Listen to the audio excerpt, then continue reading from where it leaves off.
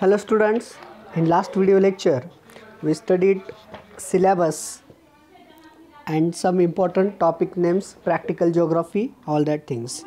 In this video lecture we will see more information about first chapter, the earth movement. विद्यार्थी मित्रांनो, पहिल्या मागील video lecture मध्ये आपण इयत्ता 11वी भूगोल तील पुस्तकाचं स्वरूप आणि एकूण प्रकरणांची माहिती बघितली. या व्हिडिओ लेक्चर मध्ये आपण पहिलं प्रकरण जे आहे भू हालचाली त्यांचा सविस्तर अभ्यास करणार आहोत. Observe the following picture in figure 1.1 and discuss the question in the class. Look at this picture given. There are 4 pictures given. What do you think about this picture? Just observe carefully and some questions given here. Tries to solve the question answers. समोर एक आकृती दिलेली आहे विद्यार्थी मित्रांनो. आकृती 1.1 त्याचं निरीक्षण करायचं आहे आणि त्या खालील प्रश्नांसंबंधित उत्तरे नोटबुक मध्ये लिहायची आहेत. Look at the title, Earth Movements. You know that hills, mountains, plateaus, valleys etc. are the landforms we see on the earth's surface. They have been developed and shaped by the internal and external forces. The internal processes are classified into slow movements and sudden movements. विद्यार्थी मित्रांनो, पृथ्वीच्या पृष्ठभागावरती आपण वेगवेगळ्या प्रकारच्या टेकड्या बघतो, पर्वत, पठारे, दऱ्या इत्यादींची भूरूपे आपण नेहमी बघत असतो. ही सगळी भूरूपे बघताना आपल्या एक लक्षात आलं असेल की ह्या ज्या भूरूपांची निर्मिती आहे ती पृथ्वीच्या अंतर्गत व बहिर्गत बलांमुळे झालेली आहे. अंतर्गत प्रक्रियांमध्ये मंद हालचाली व शीघ्र हालचाली असे दोन प्रकार पडतात. The earth's surface changes slowly but continuously.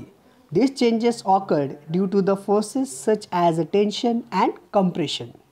The internal process cannot be observed.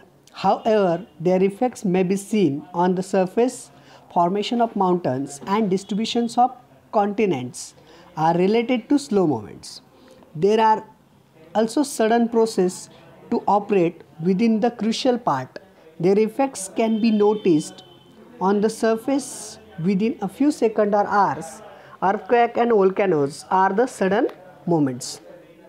विद्यार्थी मित्रांनो, आपल्याला माहिती की पृथ्वीच्या पृष्ठभागावरती बऱ्याच ज्या काही हालचाली असतात त्या मंद गतीने पण सातत्याने चालू असतात. ताण व दाब यासारख्या बलांमुळे या पद्धतीमध्ये बदल घडून येत असतात. पृथ्वीच्या अंतरंगातील प्रक्रियांचे निरीक्षण करता येत नाही. असे असले तरी त्याचे परिणाम मात्र आपण भूपृष्ठावर पाहू शकतो. पर्वतांची निर्मिती आणि खडकांचे वितरण हे मंद हालचालींशी संबंधित आहे. मंद हालचालींप्रमाणेच शीघ्र हालचालीही भूकवचामध्ये कार्यरत असतात. काही सेकंद किंवा तासाच्या कालावधीत त्याचे परिणाम आपण भूपृष्ठावर अनुभवू शकतो. भूकंप व ज्वालामुखी या शीघ्र हालचाली आहेत. Now let's see the more about the evidence of earth movements. How does the earth movements in internal part of the earth? Let's see. According to the landform are never permanent in nature. They tend to change. They are evidence to indicate that the earth movements have taken place in the past and have affected the surface of the earth. Some of these are look at the first one. After the great tsunamis which occurred in 2004, the coast around Sumatra island rose by few centimeters. Next one, the formation of 3 ranges in the Himalayas: the Shivalik range, the middle Himalayas and the greater Himalayas. And third one is that there is a report that says that due to volcanic eruption near Iceland separated above the sea surface in November 1963. This event was witnessed by some sailors who were passing by the area. Next effect is that some islands such as the Megaport Islands were reported to have been lost after the tsunamis. And next great effect was to the southeast coast of Mumbai near the Mazgaon dockyard. There are evidence of forest covered land getting drawn. Even today, trunks of these trees can be found at some depth. निसर्गामध्ये भूरूपे ही कायमस्वरूपी नसतात. ती नेहमी बदलत असतात. अशा पुराव्यावरून असे दिसते की भू हालचालींमुळे पृथ्वी पृष्ठभागाच्या भागावर परिणाम होतो. याचे काही पुरावे दाखवलेले आहेत. पहिला महत्त्वाचा जो आहे तो म्हणजे की 2004च्या सुनामीनंतर सुमात्रा बेटाच्या किनाऱ्याची उंची काही सेंटीमीटरनी वाढली आहे. दुसरा जो आहे तो म्हणजे हिमालयातील शिवालिक पर्वतरांगा, मध्य हिमालय तसेच हिमाद्री या पर्वतरांगांची सुद्धा निर्मिती झालेली आहे.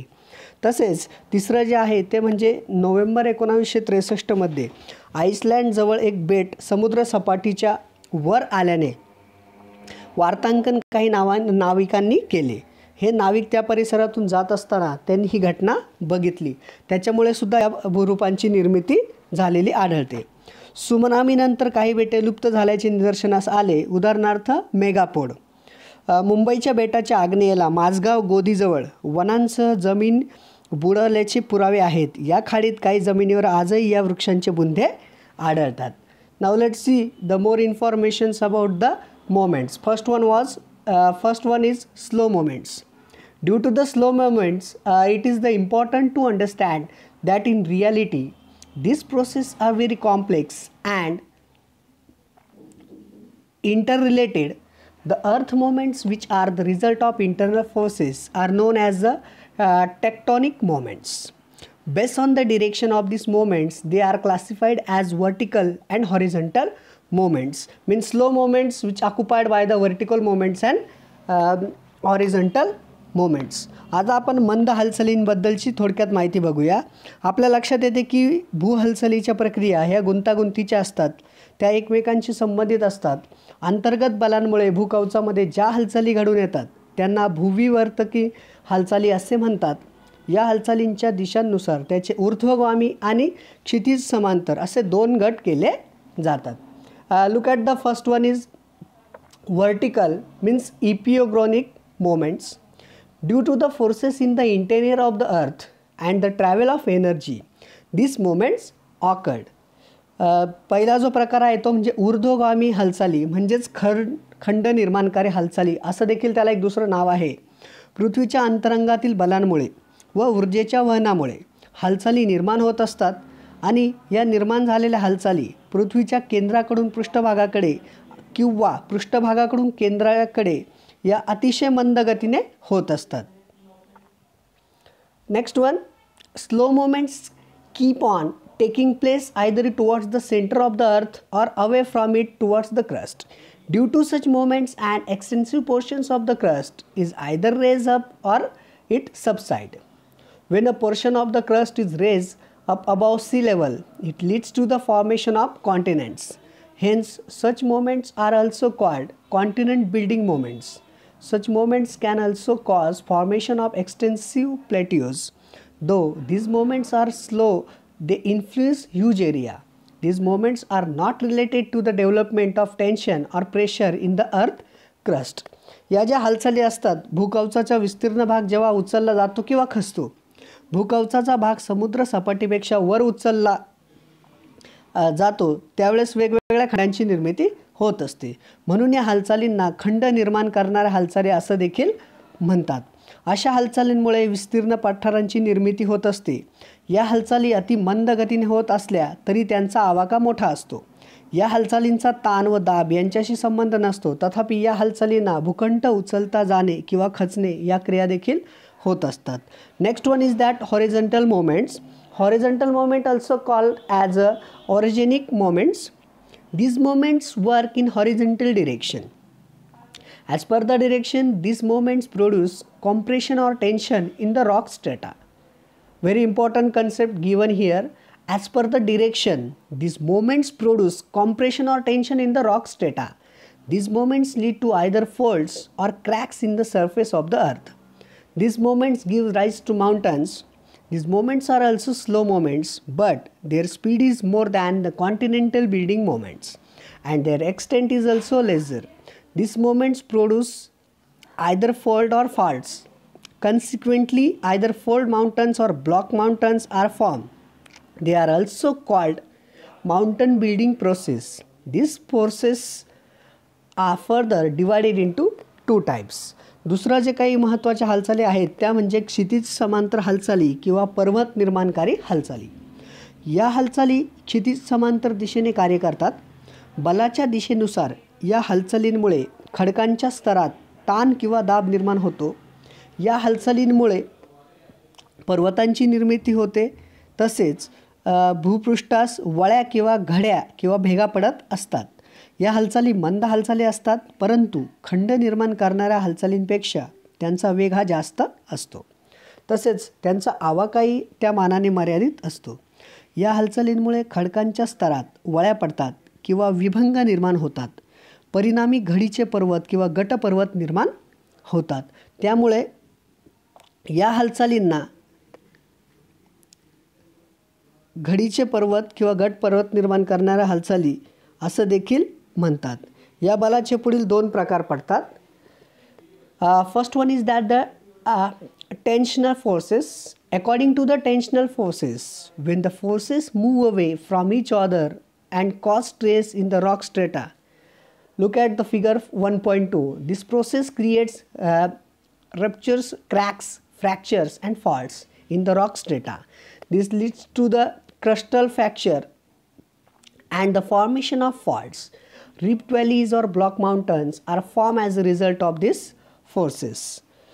त्यातला पहिला जो महत्त्वाचा आहे तो म्हणजे ताण निर्माण करणारी बले. ताण निर्माण करणाऱ्या बलांमुळे बले जेव्हा एकमेकांपासून विरुद्ध दिशेने कार्य करतात तेव्हा त्यांचा ताण निर्माण होतो. आकृती 1.2 मध्ये बघा, खडकांच्या थरांमध्ये काही ताण निर्माण होतो. या प्रक्रियेमुळे भूपृष्ठाला छेद, भेग, भंग किंवा तडे पडतात. भूकवचात विभंग निर्माण होतात, त्याला प्रस्तरभंग असे म्हणतात. त्यामुळे खचदरी किंवा गटपर्वतांची निर्मिती होते. Second one is that compressional forces. When the forces operate towards each other, they cause compression and hence are called as a converging or compressional forces. See figure 1.3. These moments cause various types of folding. These forces cause pressure on the layer of the rocks. This lead to the folding and the flattening of the surface. दुसरा जो महत्त्वाचा दाब आहे तो म्हणजे दाब निर्माण करणारी बले. बले जेव्हा एकमेकाच्या दिशेने कार्य करतात म्हणजे विरुद्ध कार्य करतात तेव्हा त्यांना केंद्रित बल असं म्हणतात.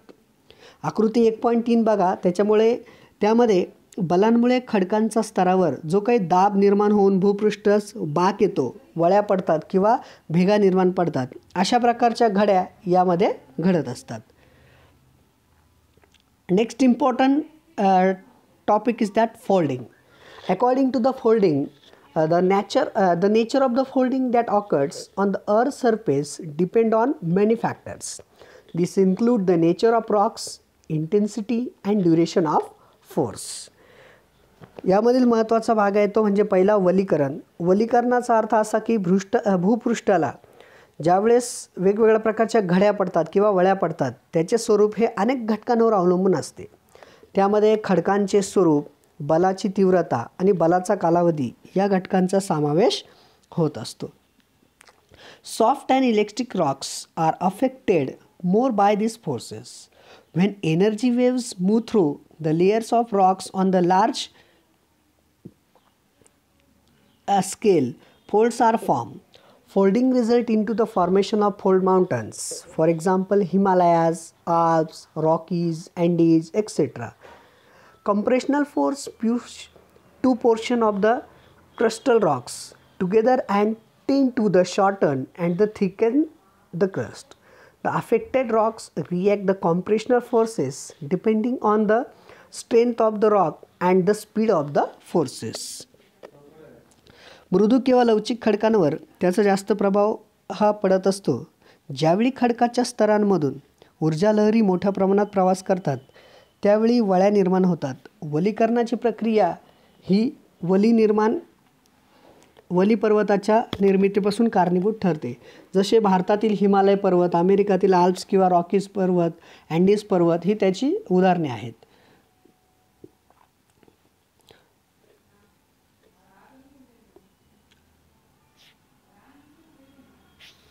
दाब निर्माणकारी बलांमुळे कवचाच्या 2 भागातील खडक एकमेकांकडे ढकलले जातात. तो भाग संकुचित होतो आणि जाड होत असतो. बलाचा परिणाम झालेल्या खडकाचा प्रतिसाद हा तो खडक किती कठीण आहे तसेच बलाचा प्रवेग किती आहे यावर अवलंबून असतो. Folding occurs when compressional forces are applied to rocks that are ductile or flexible. Rocks that lie deep within the crust and are therefore under the high pressure and are generally ductile and particularly susceptible to folding without breaking. As a result, rocks dips within the crust typically fold rather than break. Folding is also likely to occur where compressional forces are applied slowly. दाब निर्माणकारी बलामुळे खडकाला तेव्हाच वळ्या पडतात जेव्हा खडक लवचिक असतो. भूकवचात खोलवर असलेले खडक प्रचंड दाबाखाली असल्याने सामान्यतः ते लवचिक असतात. असे खडक सहसा तुटत नाही, त्यांना वळ्या पडतात. खोलवर भागात धीम्या गतीने आलेल्या बलामुळे देखील त्यांना वळ्या पडत असतात. So in this video lecture we studied about slow movement, different types of the forces, compressional forces, then tensional forces, and some brief information about earth movements. Thank you.